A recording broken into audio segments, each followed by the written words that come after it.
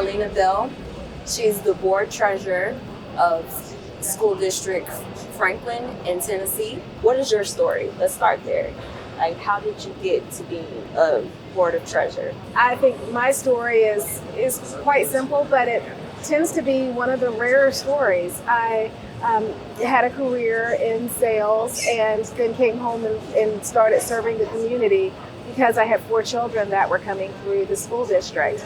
And as a result of that, being in areas of service by way of helping with PTO and helping with teachers' appreciation and being there to cut and help with each classroom my children were in, I started seeing the underbelly of the school district, and I really liked what I saw.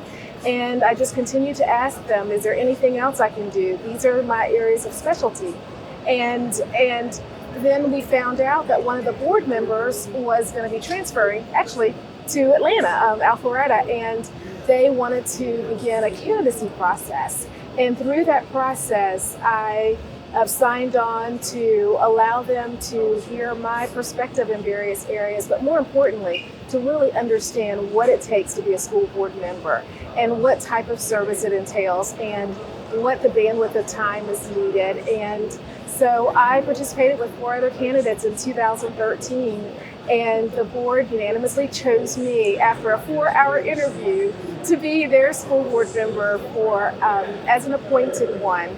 And then the next year I ran for the office. So I've been a school board member since 2013, and a couple of the different things that I do in addition to the meetings that we have each month is I go into the classrooms when I'm invited, and I also participate in community outreach activities just so that I can encourage people within the chamber, other business leaders, and people that are coming into the community, the difference between what Franklin Special School District is and how they can jump in and be partners with us.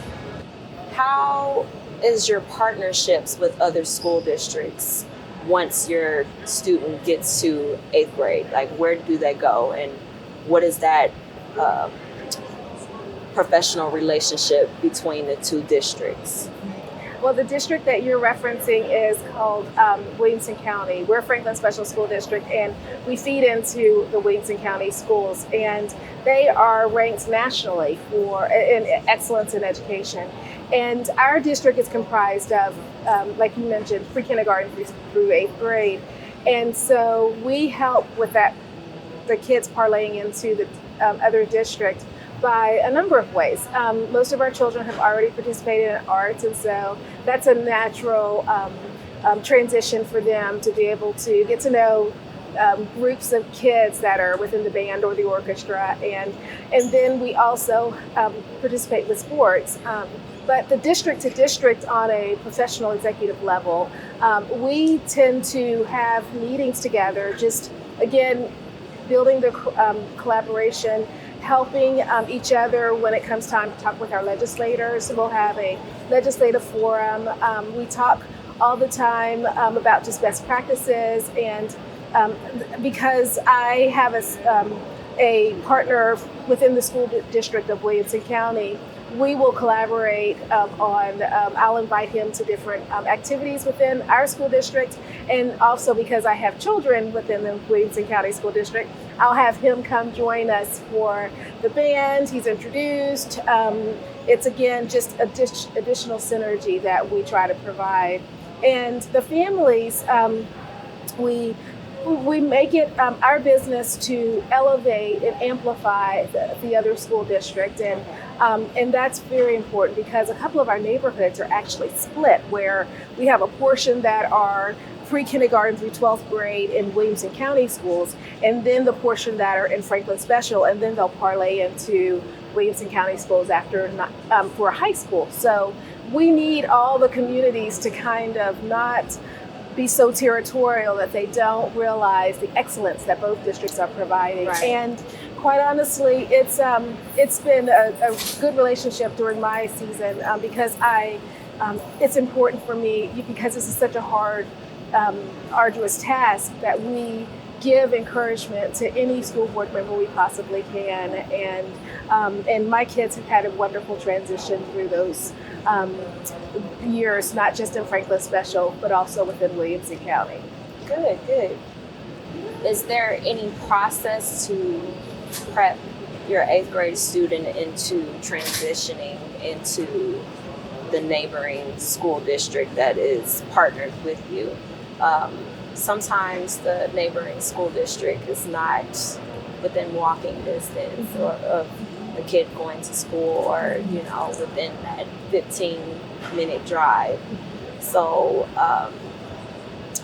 what would you say the process is for the student as adapting to the change, and also the parent?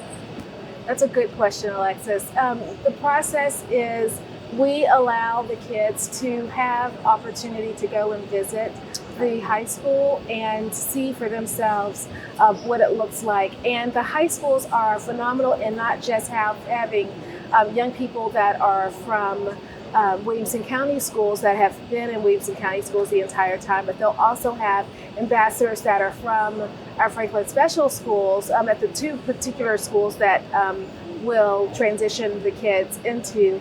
And so for them to know that there's a young person that was just like them transitioning is such a beautiful experience for them. And I'll actually share, you don't know this, but my daughter, Avery, my 3rd child, is one of those such ambassadors. And we even had a opportunity where we went up to the local Dunkin' Donuts and just let her have kids pepper them with questions about the school. And like I mentioned, if the kids are participants of the band and orchestra and our arts, because Avery's in the band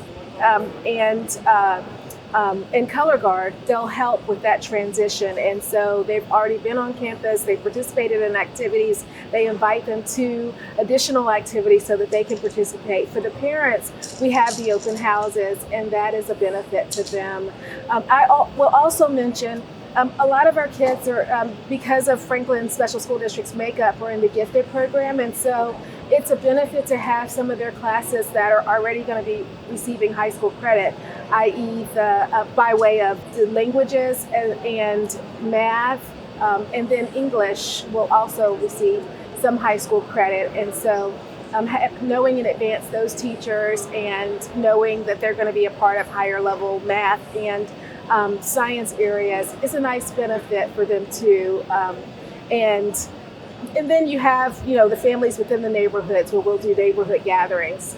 Again, wanting that transition to be smooth.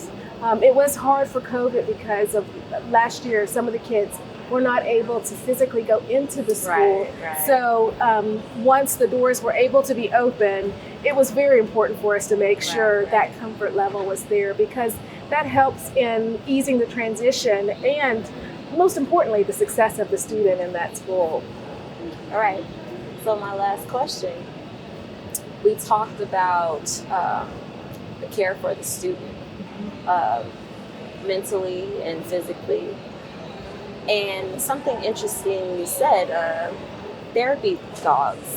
Like, how are you implementing that into your school programming? Like, is that a day where you bring in the dogs, or is this like an everyday thing? Like, what sparked this interest here, and how are the kids enjoying it? Our school district has been so good about best practices and being very conscientious and making sure we comb the world over to find whatever best practices are out there for us to bring into our district. And one such unique avenue was therapy dogs. Everyone knows life happens for families, whether it is a divorce or just some type of trauma that has taken place with that child. Sometimes we don't even know what the traumas are when that child is walking into the school. And trauma knows no socioeconomic difference. And so you can't just stereotype if a child's coming from a more marginalized population that they're going to have more trauma than others. I mean, families get divorced, people in the family die. And so when that child comes into school, we want the family and the child to know they have a safe place. And we're so big on collaboration and making sure, because we're assessing an extra tax on taxpayer dollars to fund our schools, that we have cutting edge opportunities available for the families. And one such is the therapy dog. We found from our psychologists that are in the school, as well as working with our counselors that are at a local healthcare company called Mercy Healthcare, they would bring in and just provide additional behavioral support for us, that kids love animals as well. And we had Maddie as our first therapy dog, and she was a delight. She came to our school district meeting, and I was able to share with my third child, actually the same one I was just mentioning, Avery, and they wanted to come to the school board meeting. And I can't say they come to all my school board meetings, but they came to see Maggie. And she, and the best part of Maggie's story is another small school district in our state, Dyersburg, Tennessee, right sandwiched between Memphis and coming towards Franklin on I-40, had a therapy dog, and they had great success.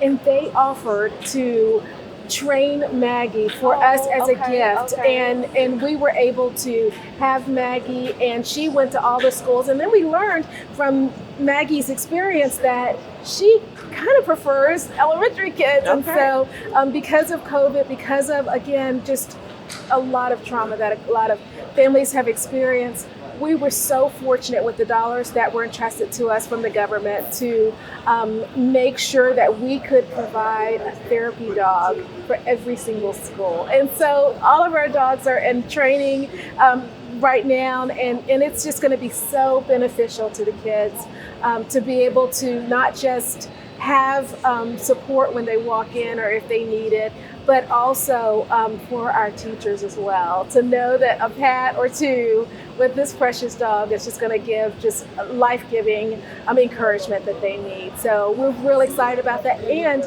in the last school board meeting in August, I specifically asked when that was announced, so this is hot off the press news, that we find a way where we can, because we were given such a gift, and we have 7 more therapy dogs coming into our system, can we find a way where we can partner with another school district and provide that same gift that Dyersburg provided for us? Right. Okay. That sounds excellent. Amazing job. Thank you. Thank you so much, Alena, Miss Alena. Thank you. Thank you. I'm Alexis Flowers with issuesineducation.net.